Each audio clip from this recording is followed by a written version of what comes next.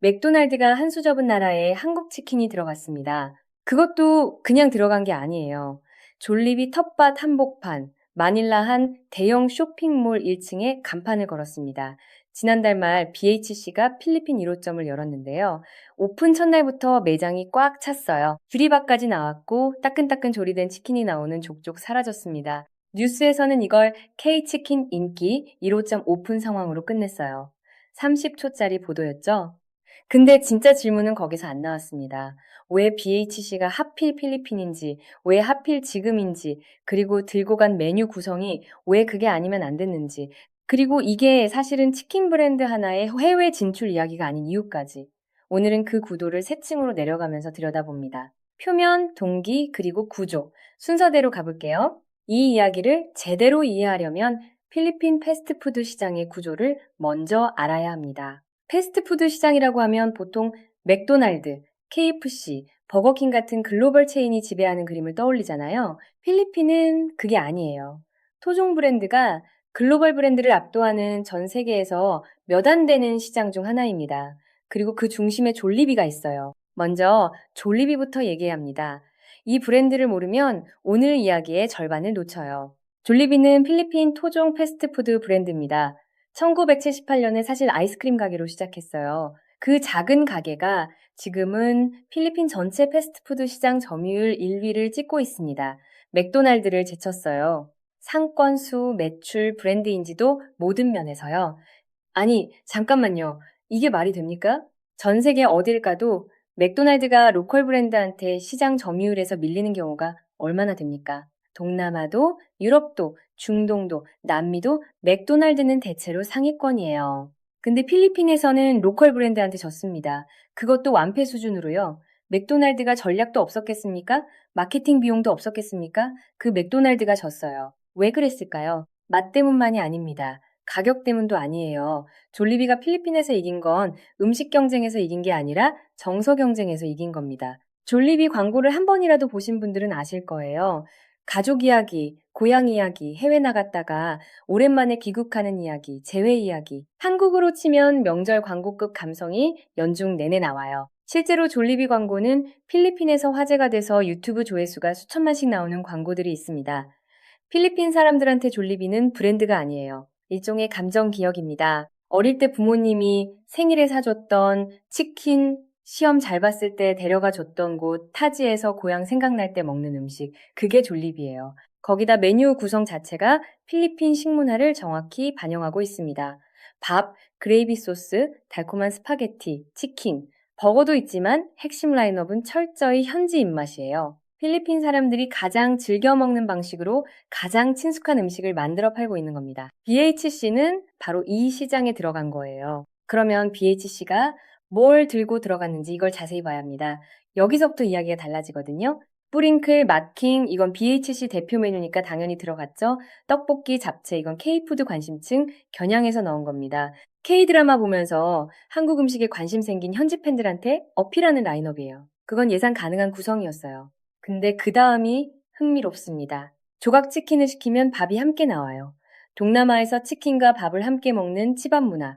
이걸 그대로 반영한 거죠. 한국식 양념치킨에 밥을 세트로 구성한 겁니다. 그리고 스파게티가 메뉴에 올라와 있어요. 치킨집의 스파게티라니 한국 사람 기준으로는 좀 어색하죠. 파스타 전문점도 아니고 이탈리안 레스토랑도 아닌데 치킨 브랜드에서 스파게티를 판다고요? 근데 필리핀에서는 전혀 이상한 조합이 아닙니다. 오히려 가장 자연스러운 조합이에요. 왜냐하면 졸리비 대표 메뉴 중 하나가 스파게티거든요. 그것도 일반 토마토 소스 스파게티가 아니에요. 바나나 케첩을 넣어서 만든 달콤한 필리핀식 스파게티입니다.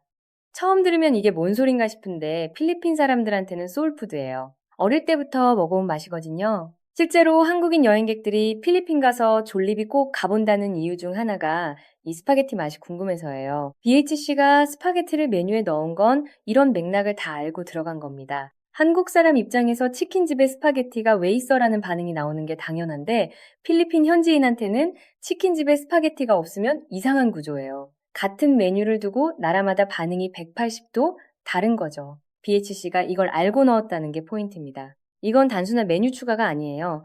졸리비의 홈그라운드 메뉴를 가져와서 그 위에 K치킨을 얹은 거예요. 상대방이 가장 자신 있는 무기를 역으로 가져다 쓴 거죠. 적벽대전에서 조조의 배를 묶어서 역이용한 것처럼 BHC가 졸리비의 시그니처 메뉴를 역으로 공략한 겁니다. 우리가 너네 식문화 다 공부했고 너네가 사랑하는 조합을 우리 방식으로 재해석했다는 선언이에요. 사실상 선전포고죠. 그리고 치킨에 그레이비 소스 얹어서 밥이랑 먹는 조합, 이걸 치킨주의라고 하는데 현지인들한테 절대 실패하지 않는 조합으로 통합니다.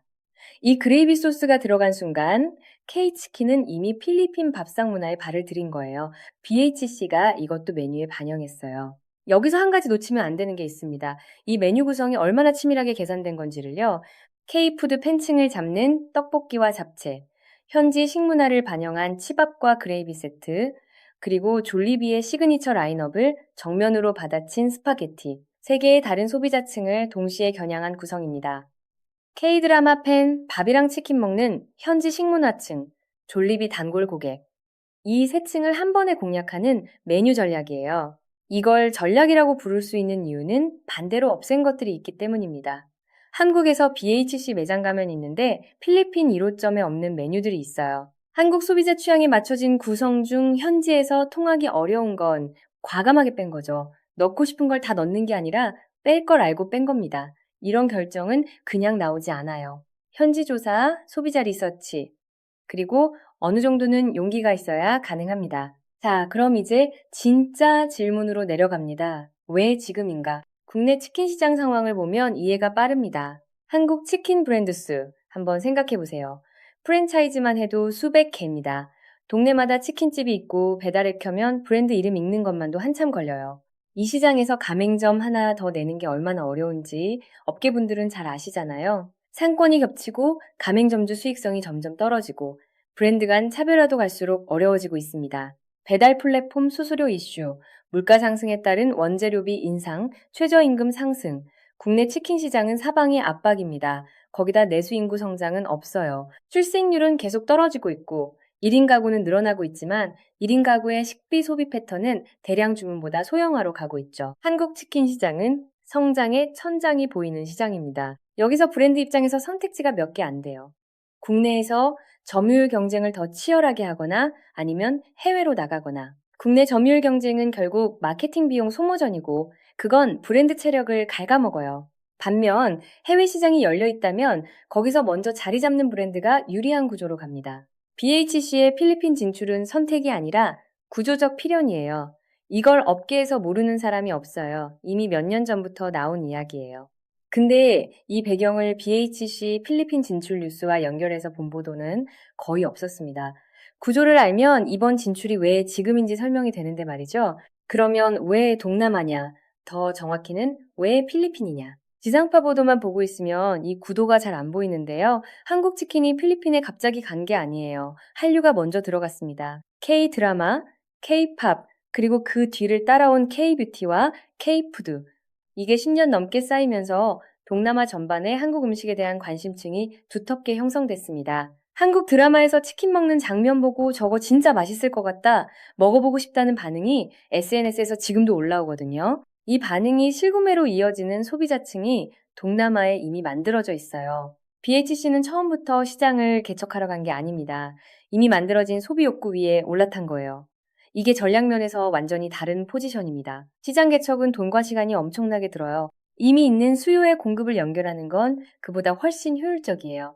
게다가 BBQ가 2022년 마닐라에 먼저 들어갔어요. 선발주자가 이미 들어가서 한국 치킨은 이런 거다라는 인식을 현지에 심어놓은 상황입니다. BHC 입장에서는 BBQ가 어느 정도 뚫어놓은 길 위에서 들어간 거예요.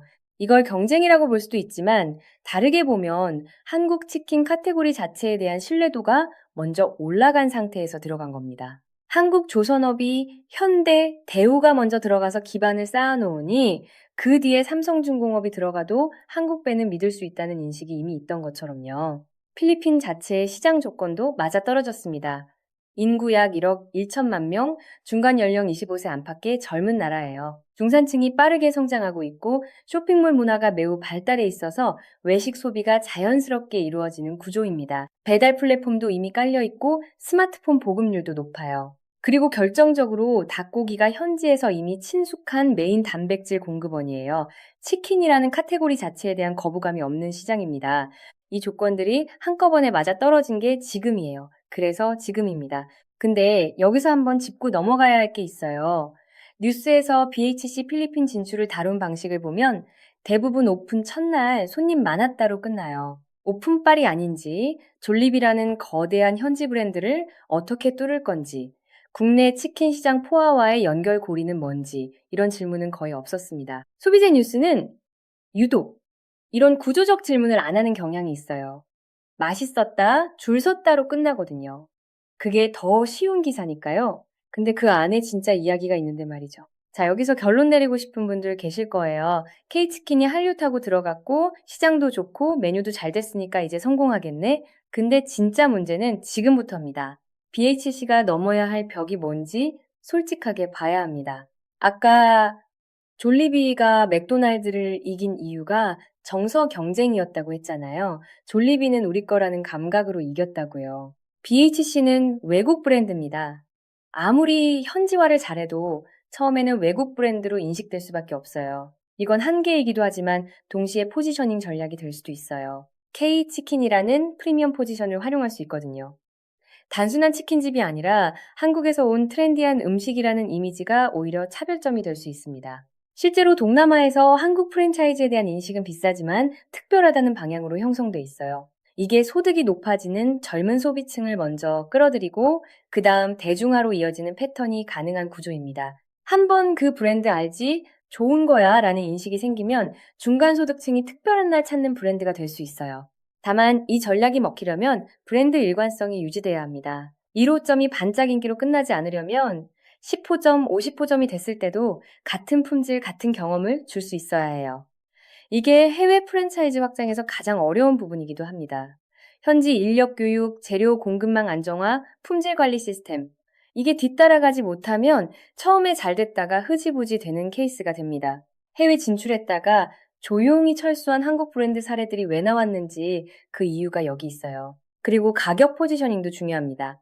BHC가 졸리비보다 비싸게 포지션하면 프리미엄 브랜드가 되는데 그러면 소비층이 제한돼요. 반대로 너무 저렴하게 가면 졸리비와 직접 가격 경쟁을 해야 하는데 그 싸움은 현지 브랜드가 공급망 효율 면에서 유리해요. 어느 쪽을 택하느냐가 브랜드의 방향을 완전히 바꿔놓습니다. 이게 1호점 오픈 반응 하나로 결론 낼 수 없는 이유예요.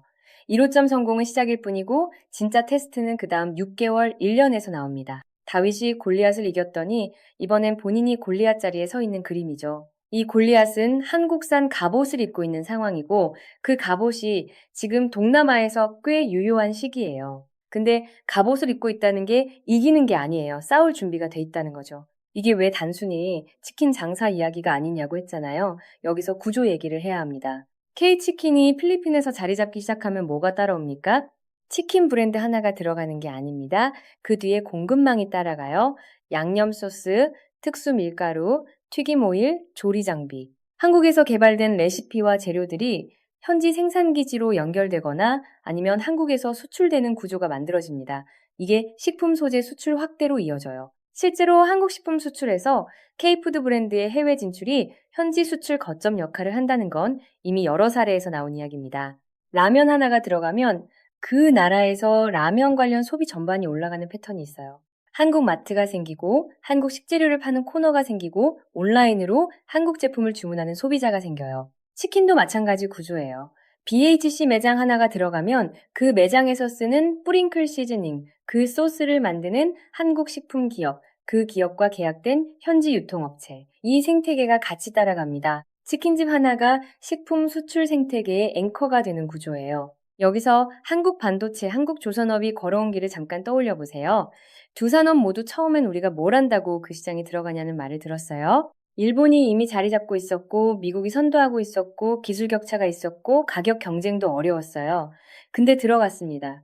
그리고 자리를 잡았어요. 한국 조선업이 일본 조선업의 영역에 들어가서 뺏어온 게 단순히 배를 잘 만들어서가 아니에요. 가격, 납기, 기술 세 가지를 동시에 맞출 수 있는 시스템을 만들었기 때문이에요. K치킨이 지금 그 첫 번째 단계에 있습니다. 맛 하나로 들어간 게 아니라 현지화 전략, 한류 기반 팬층, 공급망 연결, 이 세 가지를 동시에 들고 들어간 거거든요. 이 세 가지가 맞아 돌아가면 단순 치킨 브랜드가 아니라 한국 식품 산업의 해외 교두보가 됩니다. 그리고 더 큰 그림이 있습니다. 여러분이 뭔가 이상하다고 느꼈던 게 있다면 이 부분입니다. K치킨이 동남아에서 성공하면 그 뒤에 오는 게 뭔지 아세요? 한국산 치킨 설비, 한국산 냉동 반조리 제품, 한국산 식품 첨가물. 이게 BEC 수출이 아니라 BEB 수출로 연결되거든요. 현지 외식업자들이 K치킨 스타일로 해볼까라는 생각을 할 때 한국산 재료와 장비가 자연스럽게 연결되는 구조가 만들어지는 겁니다. 한류가 K-팝과 K-드라마로 문화를 먼저 열어놨다면 K-푸드 브랜드가 식문화 공급망을 여는 겁니다. 이게 우연히 생기는 구조가 아니에요. 일본이 수십 년 전에 라멘, 초밥, 이자카야 문화를 세계에 심으면서 일본산 식재료, 일본산 조리도구, 일본산 식품 소재 수출이 같이 따라간 것처럼 지금 한국이 그 경로를 걷고 있는 겁니다. 맥도날드가 전 세계에 깔릴 때 그게 햄버거 장사로만 보셨나요? 아니잖아요. 맥도날드가 들어간 나라에는 미국 소비 문화, 미국 식문화, 미국 라이프 스타일이 같이 들어갔습니다. 맥도날드 한 개 매장이 문화 수출 거점이었어요. 이거 웃을 일이 아닙니다. 그 작은 햄버거 가게 하나가 어떤 나라에서는 미국이라는 나라에 대한 이미지를 만들어 왔어요. K치킨이 지금 그 자리에 있습니다. 그리고 음식 브랜드는 한 번 자리 잡으면 빠지기가 어렵습니다. 어릴 때 먹어봤던 맛, 부모님이랑 먹었던 음식, 친구들이랑 몰려가던 곳, 이게 기억으로 굳어지면 그 브랜드는 더 이상 브랜드가 아니에요. 일상이 됩니다. 졸리비가 필리핀에서 그 위치에 올라간 것처럼 K치킨이 동남아에서 그 기억의 자리를 차지하기 시작하면 그건 단순한 매출 숫자가 아니에요. 그게 소프트 파워예요. 군사력도, 외교력도 아닌 그냥 사람들이 좋아하게 만드는 힘. 이게 왜 중요하냐면 소프트 파워는 다른 힘과 달리 상대방이 느끼지 못하는 사이에 작동하기 때문이에요. 외교 압박을 받으면 사람들이 알아요. 경제 제재를 받으면 느껴요. 근데 어릴 때부터 좋아하는 음식, 좋아하는 음악, 좋아하는 드라마가 어느 나라 것인지는 그게 영향력이라는 걸 사람들이 인식하지 못해요. 그냥 좋아하는 거니까요. 그 나라 사람들이 한국 음식을 어릴 때부터 먹으면서 자라면 한국에 대한 기본 감정이 달라집니다. 이게 다음 세대 한국 기업들이 동남아에 진출할 때 무형의 자산이 돼요. 한국 브랜드라서 믿는다. 한국 거라서 한번 써본다. 이 감각 자체가 마케팅 비용 없이 만들어지는 거거든요. 그걸 치킨 한 마리가 하고 있습니다. K-드라마가 감정으로 문을 열었다면 K-치킨이 입맛으로 문을 잠그는 거예요. 한번 잠근 문은 쉽게 안 열려요. 졸리비가 맥도날드를 이긴 건 더 맛있어서가 아니었습니다. 더 깊이 들어가 있어서였어요. BHC가 필리핀에서 노리는 것도 결국 그 깊이입니다. 맥도날드가 한 수 접은 나라, 졸리비가 지배하는 그 시장 한복판에 K치킨이 들어갔습니다. 이게 성공하면 우리가 동남아에서 만들어가는 문화 지형이 달라져요. 치킨 한 조각이 그걸 하고 있습니다.